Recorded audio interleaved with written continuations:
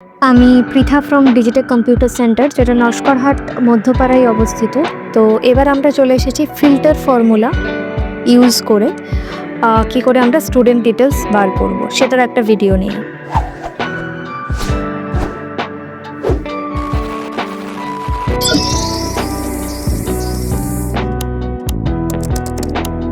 এখানে আমরা ফিল্ড হিসেবে যেগুলোকে রেখেছি সেটা হচ্ছে roll number, name, class, stream, section এবং প্রত্যেকটা ফিল করে একটা সুন্দরভাবে টেবিল বানিয়ে নিয়েছি।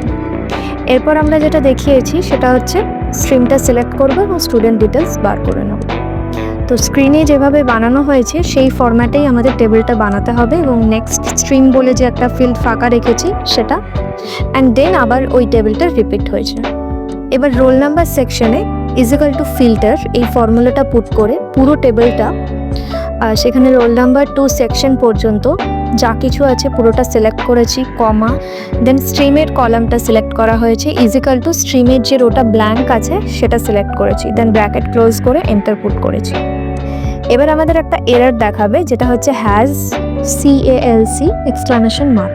তো এররটা আমাদের দেখাবে স্বাভাবিকভাবেই, যেহেতু আমাদের ফিল্ডটা ব্ল্যাঙ্ক রাখা হয়েছে। এরপরে আর্টস, সায়েন্স বা কমার্স যে ফিল্ডটার আমার ডিটেলস চাই, আমি যদি এন্টার প্রেস করি সঙ্গে সঙ্গে আমার ডিটেলস দেখিয়ে দেবে। দেখুন আর্টস সিলেক্ট করেছি তো আর্টসের স্টুডেন্টসের ডিটেলস দেখাচ্ছে।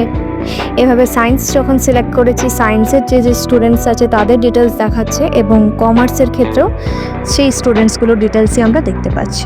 Thank you for watching our video.